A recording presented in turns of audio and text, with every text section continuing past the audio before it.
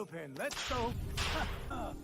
Ross Atkins is my new favorite Santa Claus. The jolly old GM of the Toronto Blue Jays spent his holiday season putting presents under the Christmas tree of Jays fans everywhere. But be warned before opening. Gone is fun and happy. Gone is smiling after losses. This team, formerly known for its joyous, fun-loving ways, has been replaced with a more intense, competitive, and focused product. With the additions of Chris Bassett, Dalton Varsho, Kevin Kiermaier, and bench coach Don Mattingly, Atkins has systematically altered the personality of this clubhouse. This change was necessary in order for the Blue Jays to metamorphosize from perennial playoff team to legit World Series contender. In this video, I break down the timeline and details of each offseason move made by the Blue Jays during the past holiday season. But before I begin, be sure to like the video and subscribe to the channel. And feel free to comment below what your favorite move of the offseason has been. Let's get started. It's clear from interviews, management was comfortable and confident with the foundation of the team heading into the offseason. They knew exactly what their goals were and who they would target going into 2023. Well, one thing that, has been a little bit overlooked, I think Ross has said it privately, but maybe not as much publicly, is that we started the offseason with what our objective, our R&D staff, felt was the best returning core in all of Major League Baseball. So by WAR, by an objective statistic, just based on what was coming back without any additions, we started in a good place. We didn't need to overhaul our team. We didn't need to fill enormous gaps. We obviously needed to fill Ross Ripling's gap, either sign him back or fill that gap. So I think that, and we had goals of wanting to thicken out, or improve the rotation. We wanted to add some swing and miss to the bullpen, and we hope to add some balance to the lineup. Add depth to the rotation, swing and miss to the bullpen, balance to the lineup. The Blue Jays took their first step to fulfill these goals on November 16, 2022, acquiring relief pitcher Eric Swanson and prospect Adam Macko in return for fan favorite Teoskar Hernandez. This move surprised and saddened many Teoskar fans. Stripped from the team was a good bat, a good person, and an admired teammate. Atkins was asked on MLB Network how he thought the loss of Teo would affect the club. Specifically, Teo's good friend, Vladimir Guerrero. You traded away Vladimir Guerrero Jr.'s best buddy. I'm glad you asked. Teoskar. And I was kind of wow, that's an aggressive. I know you needed help in the bullpen. You like what you got back, but that's a tough sell to a lot of those guys in the clubhouse. I'm not there, but I don't know. But kind of take me through the thoughts there. Yeah, Teo's great, man. He's one of my favorite humans. He really is. He is a very, very nice man. He is a warm-hearted individual. Awesome to his team.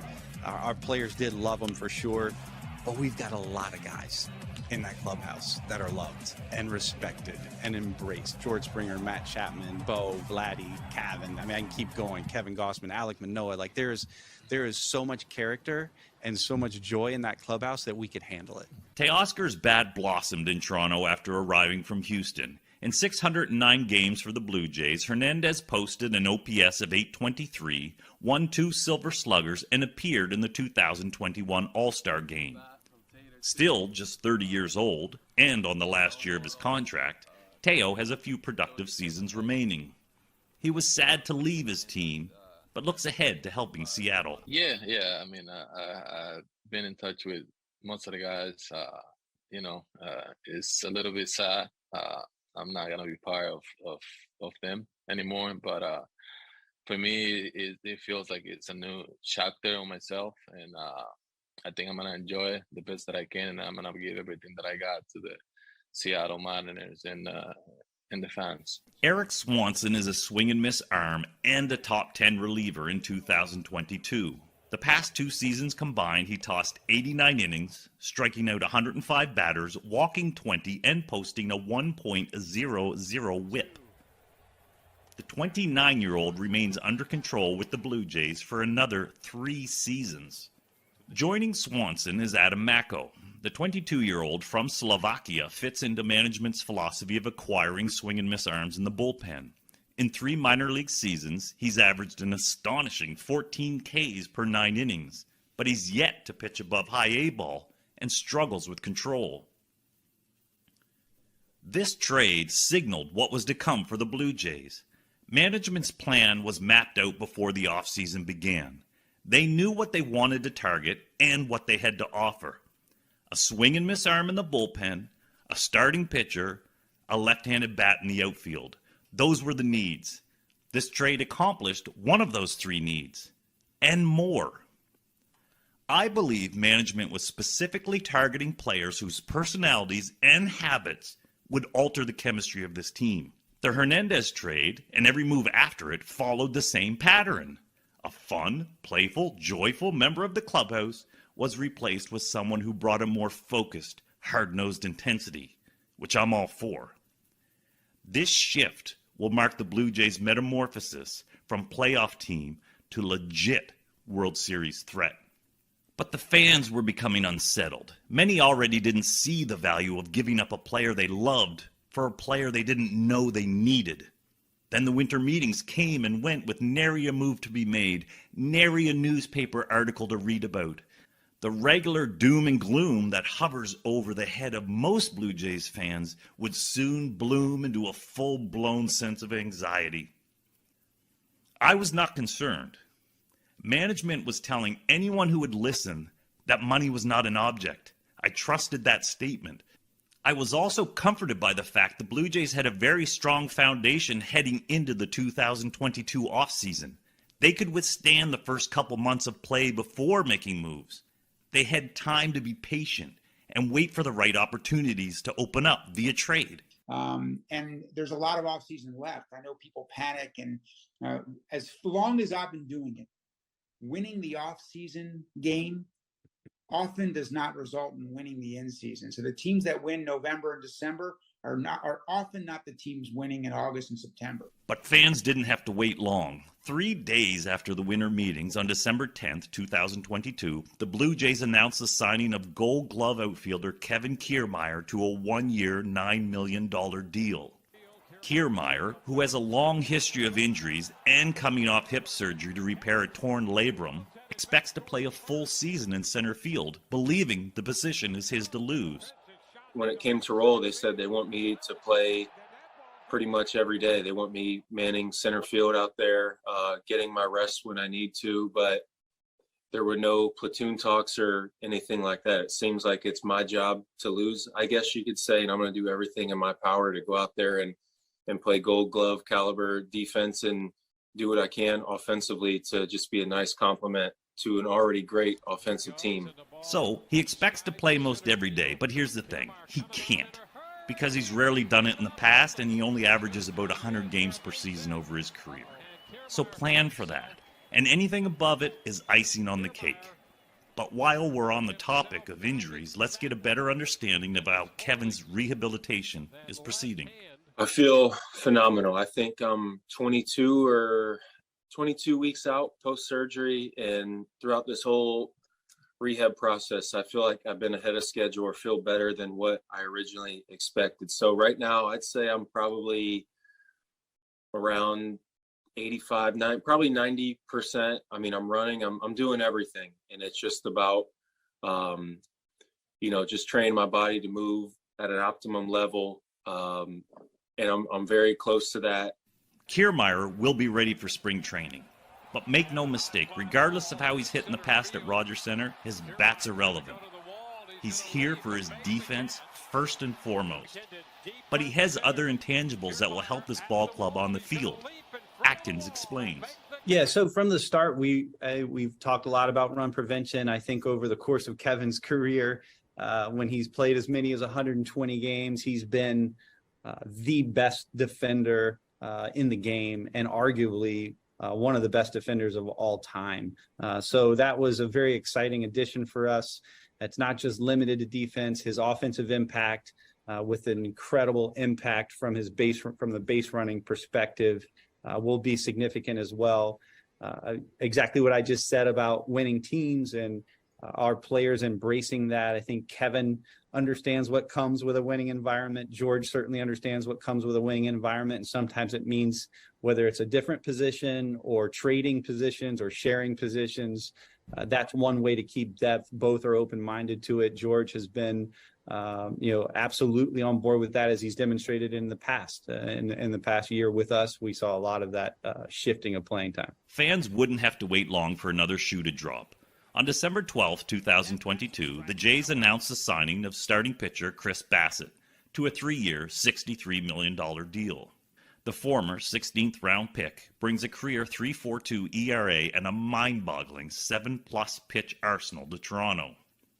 This is part of what got Atkins excited about Bassett. The arsenal is unique in that it is so dynamic. I think our catchers are going to have a good time getting up to speed with game calling and being prepared for the depth of his arsenal. There aren't too many pitchers in the game that can say concretely that they have 7 weapons, if not more. That arsenal is very unique. What's most important is how that arsenal developed and what it says about the ability of Bassett to continually adjust to MLB hitters. I try to evaluate my weakness or weaknesses from the year prior, and basically try to so-called like counterpunch it. How do I make that not a weakness anymore? Years ago, I started off probably with 2 or 3 pitches. I bet most would argue with just like 2 pitches. And I just have slowly added pitches over 6-7 years. And obviously things are kind of working out pretty dang good. But I would say just more so just trying to make constant adjustments to what big league hitters are trying to do to me. Believe it or not, the wicked arsenal and Bassett's consistency on the mound over his career wasn't even the number one selling point for Atkins. Bassett's elite competitive nature is what really sealed the deal. Yeah, certainly. Like he has been very effective, over the last several years, and a really dynamic arsenal that does put the ball. Their ball does get put in play to some extent. So certainly Matt Chapman's impact, the Kevin Kiermaier impact, the improvement of our players on our very strong core already played a role in that. But again, just I think the most exciting piece of Chris Bassett is we kept falling back on is just elite competitiveness. The addition of another elite competitor to this team furthers management's plan to alter the personality of the Jays clubhouse. They wanted players focused on process, focused on how they go about their business, focused on being good teammates. And being a good person isn't the same as being a good teammate. Bassett explains the fine line of having fun while also being accountable. There's a fine line between having fun, which I'll definitely have a lot of fun on and off the field, but there's also that fine line of like you have to be completely accountable. And I think from a team breakdown, like you have to have, and I don't like to think like you have one leader on the pitching staff, but I think it's like so-called like a group. Like I want the Toronto Blue Jays to kind of look at our starting pitching staff and say like, dang, those guys work their butt off. They're there every day. So we have to be there every day. That kind of thing. So I just think it's more so just an atmosphere that you got to bring, that like he's bringing it, so I got to bring it. The one downside of this signing is the Blue Jays will have to surrender their second-round pick in 2023. By this point, Jays fans are feeling a little better about themselves. The doom and gloom is lifting and the potential is becoming more clear. 2 of their 3 offseason goals have now been accomplished. They've acquired a starting pitcher and have their swing and miss reliever. Now the hunt for a left-handed outfielder. Most of our focus has been on run prevention as we've thought about how we can do a better job. In many ways, we feel like we've improved with the addition of Swanson, the addition of Chris Bassett, the addition of Kevin Kiermaier on the run prevention side. And now we'll shift to offensive improvements and where those opportunities present themselves, and continue to think about raising our ceiling in that area, which again, incredible starting point. I think we entered the offseason as, if not the strongest team, certainly one of them. From the beginning of the offseason, the Arizona Diamondbacks were seen as a likely fit for the Blue Jays. The D-backs had 4 left-handed hitting outfielders and a need for a catcher. A position of strength for the Blue Jays, which included Danny Jansen, Alejandro Kirk, and Gabriel Moreno. Multiple teams showed interest in all 3 catchers. I've never been in a situation like this where we had so much interest in all of the catchers. Every single catcher had significant interest from every team. So that put us in a strong position to look for a more ideal fit and not just a good value deal. But the ideal fit was always with the D-backs. On December 23rd, 2022, Ross Atkins left his biggest gift of all under the Blue Jays Christmas tree. He acquired 26-year-old outfielder Dalton Varsho in exchange for outfielder Lourdes Gurriel and catching prospect Gabriel Moreno. Varsho brings 30 home run power potential, gold glove defense, excellent base running, and is an intense competitor who plays baseball with the mentality of a football player. Yeah, so my mindset's always fast and physical.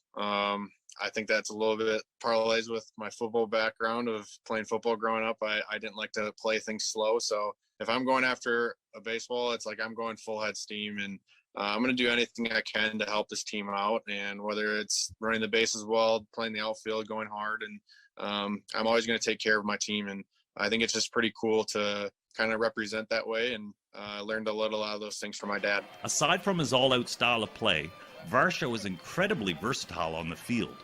Having been drafted as a catcher, he can serve that third catcher role in a pinch, which saves the Jays a roster spot to deal with other issues. But the bulk of his playing time will be in left field and center field.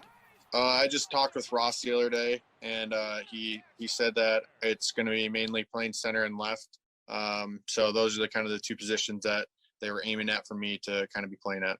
Atkins breaks down how he sees Varsho fitting in defensively with the rest of the team. He'll predominantly, as it stands right now, he'll predominantly be playing left field for us, with the ability to go to center, obviously can be in right.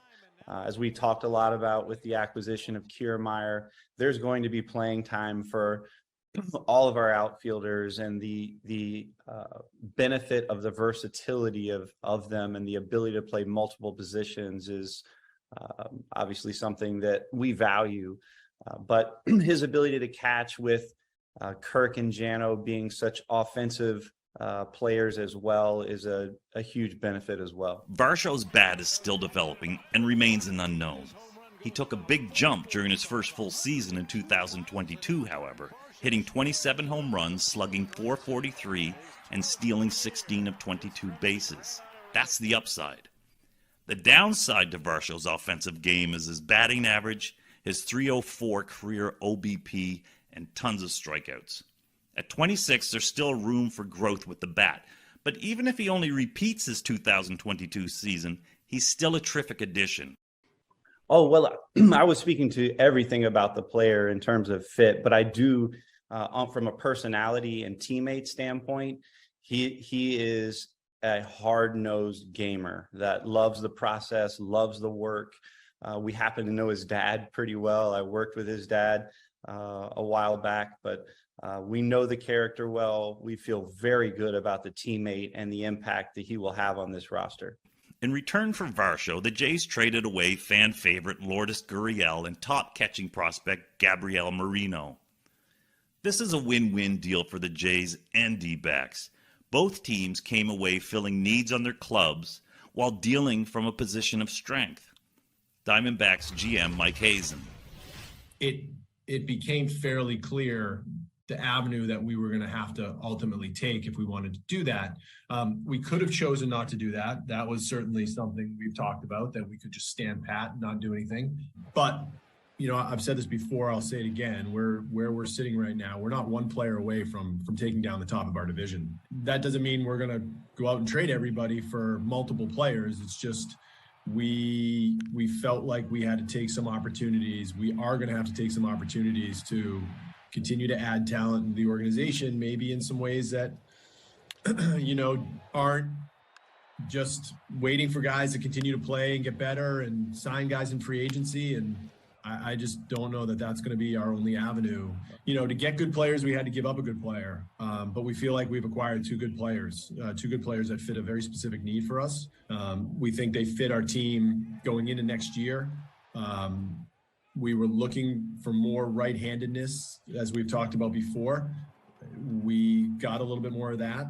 And then from the catching standpoint, we feel like we helped shore up that position, both having Carson and now with Gabby. We feel like that position is going to be strengthened. In Gabriel Moreno, the Blue Jays traded away a potential star at the catching position. It's tough to lose Moreno, who hit at every level, including a short stint in Toronto, but it was necessary to return a player of Varsho's ability. He turns 23 before the season and is arbitration eligible in 2026.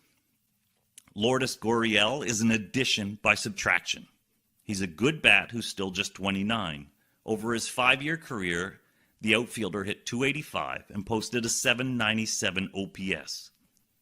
Moving him hurts the Jays' offense, but helps in the clubhouse. The fun group of Gurriel, Guerrero, and Hernandez is now no more. As a result, Guerrero is isolated and will now be pushed to be better focused and more accountable. Nonetheless, it was a tough move for Atkins to make. Yeah, I mean, all trades are difficult. It's so interesting. As soon as you pick up that phone call or that phone to contact those players, how real that makes it and how strong that feeling is. The commitment that they've had to this organization, the impact they've had on people, fans, teammates, obviously on the game, is something that's real and difficult with any trade. Having to acquire a player of this caliber, one of the really top players, one of the better players in the game last year, you're going to have to be uncomfortable. So including Lourdes Gurriel in the deal was difficult for us, but necessary from their end. And they're looking to consolidate talent at the major league level as well. So the prospect-driven deals wasn't as attractive to them. The Blue Jays have successfully accomplished their offseason goals. The defense is vastly superior. The pitching, because of the defensive improvements, will also be better. And the base running has been upgraded. In the clubhouse, the personality will now be more serious, focused, and accountable. This acquisition, as I stated from the beginning, is a very significant one for us that we are extremely excited about. The fit, the person, the teammate. I can't imagine a better fit for this team. So I think our heavy lifting is done, but certainly not ruling anything out, and would expect some incremental improvements. But very excited about this impact and feel good about the previous acquisitions that we've made as well. In addition to these core moves, the Blue Jays hired bench coach Don Mattingly back in November. Mattingly's experience as a player, manager, and bench coach should have a positive impact on the team. He will serve whatever role John Schneider requires of him and brings another focused and professional voice to the clubhouse. I think we're going to be great, honestly. I mean, I love talking with John. I can tell that totally organized and what he wants to do, and he knows what he wants to do, and which is huge for the manager that knows what he wants to do. We've had, I can't say probably 4 or 5 conversations on different subjects on game planning in different areas, and so it's been really good, and just the excitement he has about players, but I really found his commitment to decisions and what he wanted to do. And he was comfortable with me, I think. I think he knows that I'm there to help him. If he wants an opinion, I'm not afraid to give it to him. He can do whatever he wants with it. I think we're going to be great. The heavy lifting is done for the Jays. You are looking at the core of your 2023 team. I still want to see another big bullpen arm, as well as a left-handed bat capable of hitting in the 3, 4, 5 slots. Give this team those additions, and I believe management will, and we might just be talking World Series in 2023. Thanks for watching.